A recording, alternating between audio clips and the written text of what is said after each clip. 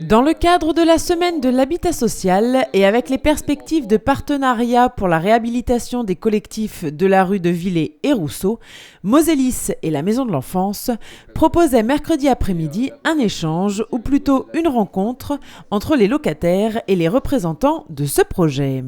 Lorsque la réhabilitation de cet ensemble immobilier a été programmée, nous avons très vite décidé d'y associer étroitement les habitants et d'enrichir la traditionnelle concertation locative qui précède les travaux par la mise en œuvre d'un programme d'animation en amont et tout au long du programme des travaux. Monsieur le maire l'a évoqué tout à l'heure.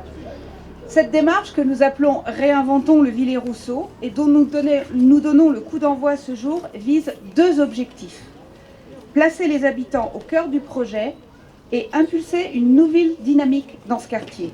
Et pour placer les habitants au cœur du projet, plusieurs animations étaient proposées. Pascaline, le clown au ballon qui a su émerveiller les enfants avec ses créations en tout genre, une exposition de clichés du quartier, une animation manuelle où les enfants ont pu recoloriser une photo de ces collectifs et enfin l'art de la fanfare qui a su rythmer cette manifestation avec son répertoire original d'inspiration jazz-funk.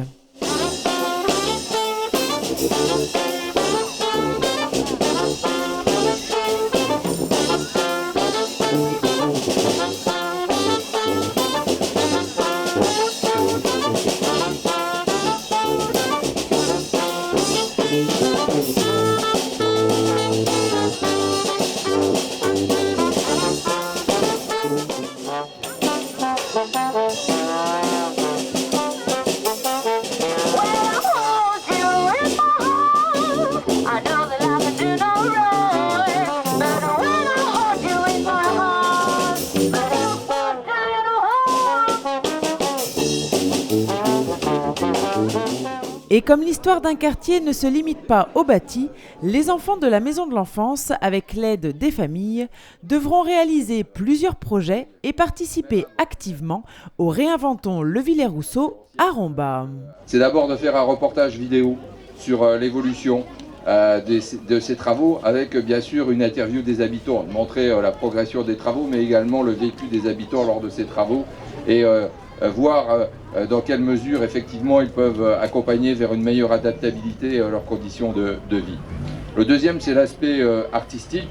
Il s'agit de donner une seconde vie aux objets qui pourront être déconstruits. C'est donc d'être à la fois dans le développement durable, dans un projet artistique.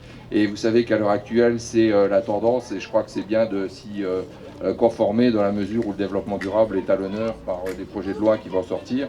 Et le troisième point, c'est de faire une gazette, c'est-à-dire d'apprentis journalistes qui vont recueillir les impressions, j'allais dire les avis, les sentiments des habitants pour voir comment leur quartier va se transformer. Parce qu'il s'agit d'une transformation à la fois sociale, urbaine, artistique, mais également surtout du vivre ensemble, du lien social. Dès le mois de septembre, l'atelier vidéo de la Maison de l'Enfance débutera donc la création de son film sur l'histoire du quartier, avec bien sûr vos témoignages, vos souvenirs, vos histoires, votre attachement à ce quartier.